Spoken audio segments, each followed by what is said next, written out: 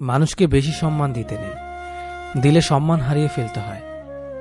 তাই মানুষকে ততটাই সম্মান দেওয়া উচিত যতটা সে পাওয়ার যোগ্য।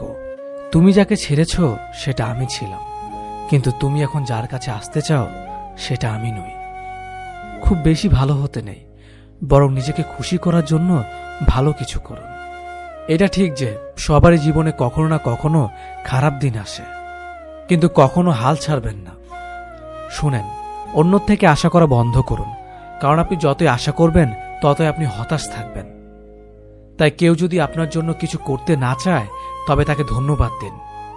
সর্বদা নিজেকে ভালো লোকদের সাথে ঘিরে রাখুন, এমন লোকদের সাথে থাকুন যারা আপনার জীবনের কঠিন সময়ও আপনাকে সমর্থন করবে। মনে রাখবেন, আপনি কেমন ধরনের মানুষ হয়ে উঠবেন সেটা আপনার পরিবেশের উপর নির্ভর করছে। তাই ভালো মানুষদের সাথে থাকুন। আপনি যদি সত্যিই কাউকে ভালোবেসে থাকেন এবং সত্যিই তার যত্ন নেন, তাহলে তাকে একজন ভালো মানুষ হতে সাহায্য করুন।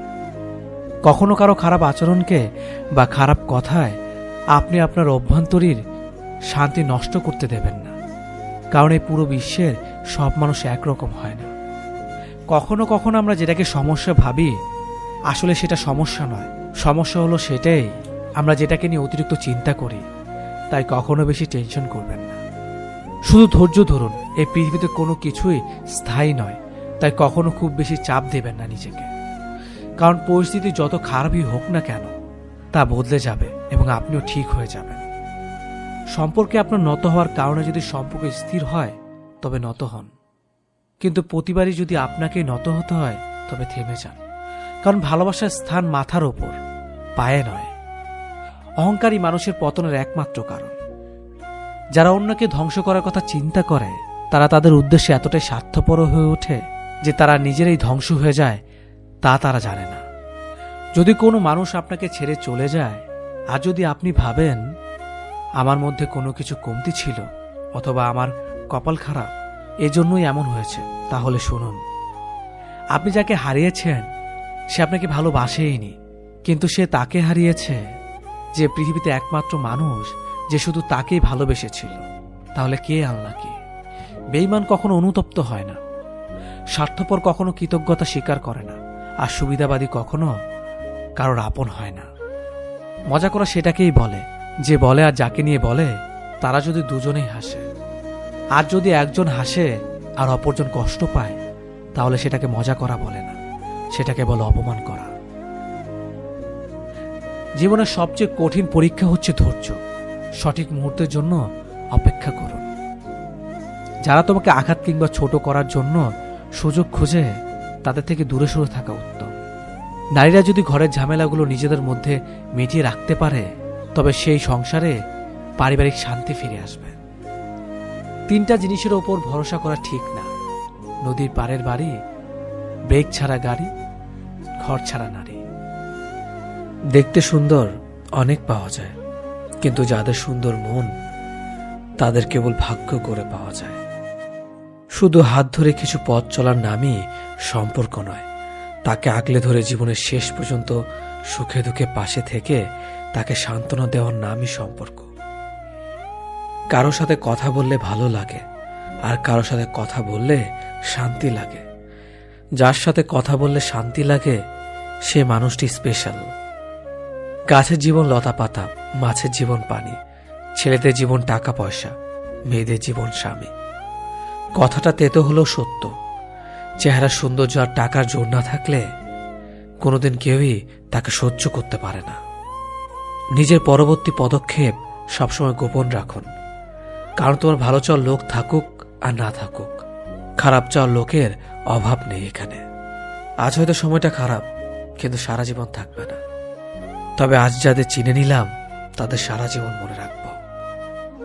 অতিরিক্ত আপন হতে যাবেন না, দুঃখ ছাড়া কিছুই পাবেন না। রব সবাইকে সবসময় দেয় না, কাউকে দিয়ে পরীক্ষা ফেলেন, নয় কাউকে না দিয়ে ধৈর্যের পরীক্ষা নেন। শূন্যের নিচে শূন্য বসালে যেমন যোগফল শূন্যই হবে, ঠিক তেমনি যে আপনার নয় তার জন্য পুরো পৃথিবীর সাথে যুদ্ধ করলেও সে কখনোই আপনার হবে না। ধৈর্য এমন একটা গাছ যা সারা গায়ে কাটা, কিন্তু ফল অতি সুস্বাদু এবং মিষ্টি। যে তোমাকে অবহেলা করবে তাকে ধন্যবাদ দিয়ে দূরে সরে যাও, কারণ তার অবহেলার কারণেই হয়তো তোমার জীবনে উন্নতি হবে না। অবহেলা থেকে মানুষ অনেক কিছু শিখতে পারে। অবহেলা জ্ঞান শক্তি বৃদ্ধি হয়।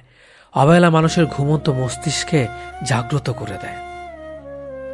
কাউকে যতই কাছ থেকে চেনো না কেন, মন খুলে সব কথা কখনোই বলো না। মনে রেখো, এ যুগে বিশ্বাসের মর্যাদা কেউই রাখে না।